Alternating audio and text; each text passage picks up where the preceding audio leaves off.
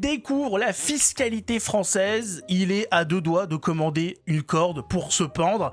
C'est l'effet que ça fait quand les gens de l'extérieur de la France, au-delà des murs de la prison socialiste, découvrent un petit peu l'appareil bureaucratique français avec ses taxes et ses impôts. Vous allez voir, le gars, il saisit pas. Et il dit, donc là, voilà, après c'est bon, il n'y a plus rien à payer. Ah si, après il y a ça. Ah oui, quand même. Bon, après, c'est bon, le reste dans la poche. Ah bah non. Après, il y a ça.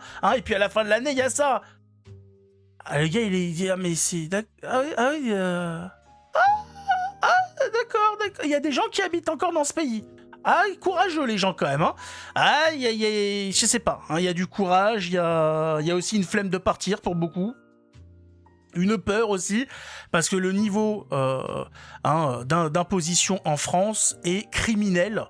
C'est extraordinaire, on n'a jamais vu ça de l'histoire de l'humanité, même chez les communistes, même en URSS, on n'allait pas jusque-là. Alors bon, ils avaient d'autres techniques qui étaient pas sympas, puisque ils avaient créé des famines, tout ça, ils s'accaparaient l'intégralité des récoltes, donc ils étaient très méchants, mais au niveau, si on se contente de taxes et d'impositions, on n'allait pas jusque-là. Je rappelle qu'au XXe siècle, un État était considéré comme communiste à partir de 30% de cotisation. 30%. En France, on en est à 50 et quelques. Pour vous montrer un petit peu comment ça évolue. Ça fait un petit peu mal au derrière. En tout cas, mettez un pouce et abonnez-vous si vous aussi vous chiez sur la gueule de Marx et de tous ses descendants de sales gauchistes. Et puis, on écoute un peu cet échange sur la découverte de la fiscalité française, qui fait mal au cul même de ceux qui la payent pas. Ce qui est extraordinaire, c'est même ceux qui en entendent parler, ils ont déjà mal au fion. On s'en rend même plus compte à quel point on se fait douiller. On a tellement d'autres choses à penser dans la vie de tous les jours, entre les coups de couteau, etc., avec tout ce qui se passe, que c'est vrai qu'on en oublie qu'on se fait fister royalement chaque jour de notre vie par la République française. C'est magnifique. En gros, tu fais 1 million d'euros de gains, il faut payer 333 000 euros à l'État. Ouais, même plus que ça. mais c'est pas tout. Parce que, ouais, vas-y. ça dépend. Il y a la flat tax, oui, mais passer certaines sommes, c'est un peu plus. Et donc là, il parle de grosso modo, tu gagnes 1 million d'euros en crypto, par exemple, j'imagine, là, par rapport, vu qu'il parle de flat tax. Qu'est-ce qui te reste dans la poche ? T'as investi dans le marché, à tes risques et périls.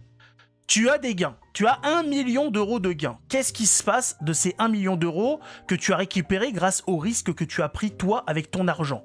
Vous allez voir qu'il n'en restera pas grand-chose. et en plus de ça aussi, il faut voir sous quelle forme de gain. Ça peut être même plus que 30% sur 1 million. Ok. Sur 1 million, ça peut donner quoi en fourchette ? J'y connais rien, j'habite pas en France, donc... Si t'as l'impôt sur le revenu et tout, ça peut... Tu travailles pour l'État. D'accord, parce que t'as la flat tax. Du coup, j'ai la société aussi. même de et t'as l'argent. la société. Ah ouais. Ouais, du coup, t'as l'impôt sur les bénéfices. J'ai l'impôt sur bénéfice. En gros, c'est quoi ? T'as 50%. T'as impôt sur Non. la société, impôt Plus sur le revenu. Ouais, oui, plus. Non, mais 50%, c'est Et sûr. après, tu comptes l'URSSAF à payer, tout ça, les trucs comme ça, là ?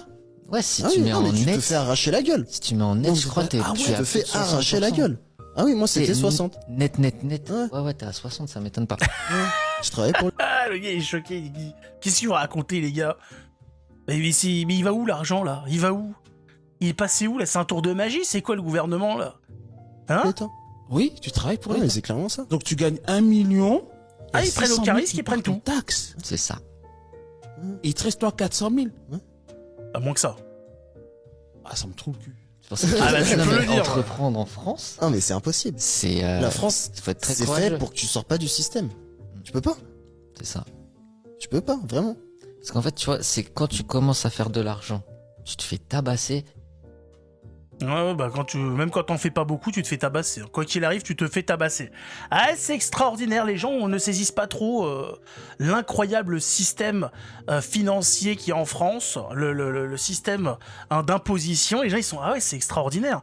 Alors le pire, c'est qu'on pourrait se dire, bon, il y a énormément de taxes et d'impôts, mais c'est parce que le pays, voilà, il a envie d'avoir un certain standard, d'être un pays exceptionnel. Vous avez vu la gueule ? Vous avez vu la gueule des routes ? Vous avez vu la gueule de la sécurité ? Vous avez vu la gueule des écoles ? hein, des hôpitaux, c'est qu'on n'a jamais autant été volé par l'État, on n'a jamais eu un pays dans un tel état. C'est extraordinaire, on dit mais c'est...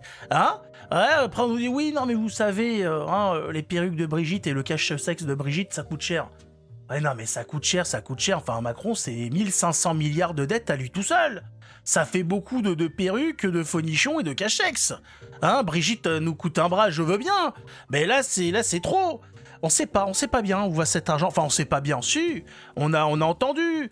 Il y a bien évidemment des aides qui sont distribuées au monde entier. Il y a aussi des millions d'euros qui sont déversés dans les cités.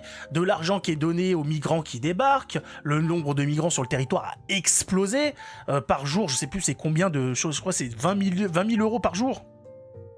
Entre le personnel qui est dédié, de l'argent qui leur est donné, le logement qui leur est payé, la bouffe, etc. Enfin, c'est de l'argent jeté en l'air. Sans parler, bien évidemment, de tout le mobilier urbain qu'il faut payer après les dégradations d'émeutes, de moments festifs qui se sont bien passés, à ce qui paraît, comme le soir de la victoire du PSG. Ce qui paraît, ça s'est très bien passé, les voitures ont brûlé, les camions de pompiers, les pompiers eux-mêmes se font caillasser, etc. Ça va. Tout ça, bien évidemment, nous coûte de l'argent. Les interventions, ça nous coûte du fric. Mais ça va, tout va bien. Pareil, les prisons complètement débordées, ça nous coûte un fric pas possible. Ça va. On se permet même de prendre, d'utiliser plusieurs millions d'euros pour offrir des tablettes aux prisonniers. Tu dis non mais allons-y, mais bien sûr, les Français sont là pour payer de toute façon. Ah non, c'est gratuit, voilà, c'est pareil, on achète des millions de doses de vaccins qui ne fonctionnent pas, mais c'est gratuit, donc ça va. C'est marrant parce que ça nous coûte cher quand même ces trucs gratuits, c'est spécial, au niveau de la sémantique, on comprend plus très bien, c'est gratuit mais ça nous coûte de l'argent. C'est le nouveau truc, c'est gratuit, ça va, voilà, l'AME, c'est gratuit, c'est gratuit, mais il faut payer, non? C'est gratuit, voilà.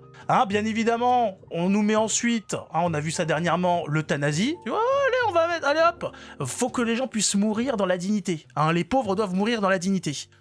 Ah bon, merde, on savait pas qu'on mourait dans la dignité jusqu'à maintenant. Et puis, quelques jours après, on apprend que le gouvernement est en train de voir pour ne plus rembourser les maladies chroniques, les cancers, etc.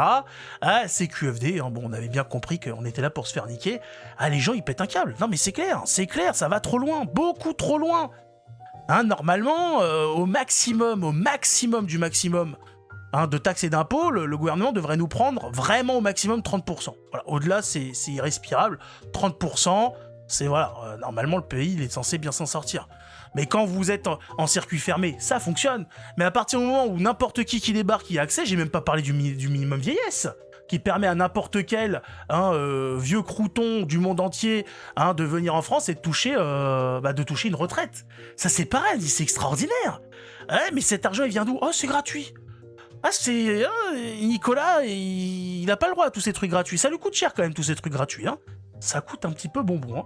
Mais enfin, que voulez-vous, c'est gratuit. Alors, en tout cas, une chose est gratuite, c'est de mettre un pouce sous la vidéo, pour niquer YouTube, de s'abonner. Voilà, comme ça, ça fait du bien à tout le monde. Et on se retrouve la prochaine fois pour voir un petit peu qu'est-ce qui va nous coûter encore du fric, mais qui est gratuit, bien sûr. C'est gratuit, mais quand même.